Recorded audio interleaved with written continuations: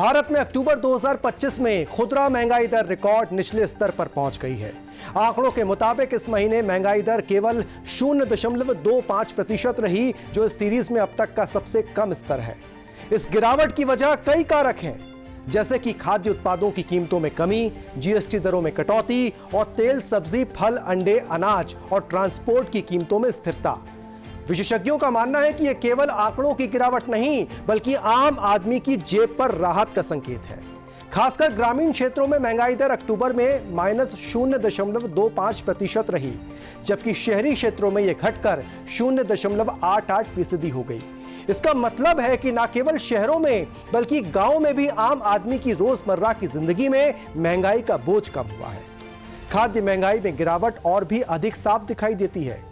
अक्टूबर में यह -5.02% रही, यानी फल, सब्जी और अनाज जैसे जरूरती खाद्य उत्पादों की कीमतें सालाना आधार पर घट गई हैं।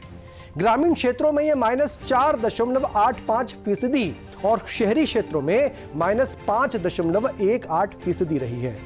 यह गिरावट विशेष रूप से उन परिवारों के लिए राहत है जो रोजमर्रा के खर्च के लिए मुख्य रूप से खाद्य उत्पादों पर निर्भर रहते हैं।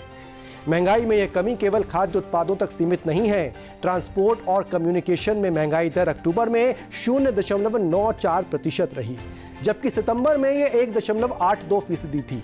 वहीं फ्यूल और लाइट में महंगाई स्थिर रही, -1.98%। इसका मतलब है कि यात्रियों और आम उपयोगकर्ताओं के लिए ईंधन और परिवहन का खर्च स्थिर रहा। यह संकेत देता है कि महंगाई में सुधार की प्रक्रिया सिर्फ सीमित क्षेत्रों तक नहीं, बल्कि पूरे उपभोक्ता बाजार तक फैल रही है। केंद्रीय बैंक और वित्त मंत्रालय भी इस बदलाव को नजरअंदाज नहीं कर रहे हैं। केंद्रीय गवर्नर ने चालू वित्त वर्ष 2026 के लिए रिटेल महंगाई दर का अनुमान घटाकर 2.6% कर दिया, जो कि अगस्त में 3.1% था। फाइनेंस एक्सपर्ट्स का मानना है कि यह संकेत है कि सरकार और केंद्रीय बैंक की नीतियां सही दिशा में काम कर रही हैं। इससे आर्थिक स्थिरता और निवेशकों का भरोसा भी बढ़ता है। वित्त वर्ष 2026 की दूसरी तिमाही के लिए महंगाई दर का अनुमान 2.1% से घटाकर 1.8%, तीसरी तिमाही के लिए भी 3.1% से घटाकर 1.8% और चौथी तिमाही के लिए 4% कर दिया गया है। इस तरह के आंकड़े ये दर्शाते हैं कि भारत में महंगाई की दर नियंत्रित स्तर पर बनी हुई है और अर्थव्यवस्था में स्थिरता आने लगी है। विशेषज्ञों के अनुसार ये स्थिति सकारात्मक संकेत है। महंगाई दर में गिरावट का मतलब है कि उपभोक्ता अधिक खर्च कर सकते हैं, जिसका फायदा बाजार और अर्थव्यवस्था दोनों को मिलेगा।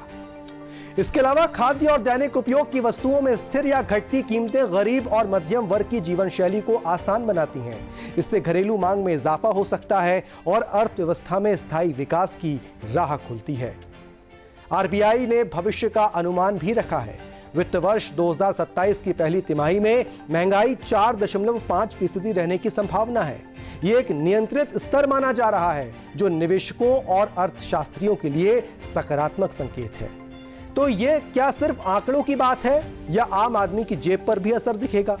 विशेषज्ञों का मानना है कि यह सीधे तौर पर असर डालता है। गिरती महंगाई का मतलब है कि भोजन, परिवहन और दैनिक जरूरतों के लिए खर्च कम होगा और लोगों की बचत बढ़ेगी। इसके अलावा स्थिर महंगाई निवेशकों और उद्योगपतियों के लिए भी राहत की खबर है। जब महंगाई नियंत्रित होती है तो ब्याज दरों में स्थिरता बनी रहती है और आर्थिक योजनाओं पर अमल आसान होता है। सारांश यही है कि अक्टूबर 2025 में महंगाई में गिरावट न केवल सांख्यिकी दृष्टि से ऐतिहासिक है, बल्कि ये आम आदमी, निवेशक और अर्थव्यवस्था सभी के लिए सकारात्मक संकेत है। आने वाले महीनों में अगर महंगाई दर इसी तरह नियंत्रित बनी रहती है तो घरेलू मांग में बढ़ोतरी, आर्थिक स्थिरता और बेहतर निवेश माहौल की उम्मीद की जा सकती है। तो ये रिकॉर्ड गिरावट एक संकेत है कि महंगाई पर नियंत्रण संभव है और भारत की अर्थव्यवस्था सकारात्मक रास्ते पर है। इसका मतलब है कि हमारे घरों में रसोई की थाली और बच्चों के स्कूल बैग पर भी असर पड़ेगा। महंगाई में गिरावट का फायदा सीधे तौर पर हमारी जेब पर दिखेगा। ये संकेत है कि भारत की अर्थव्यवस्था अब स्थिरता की ओर बढ़ रही है।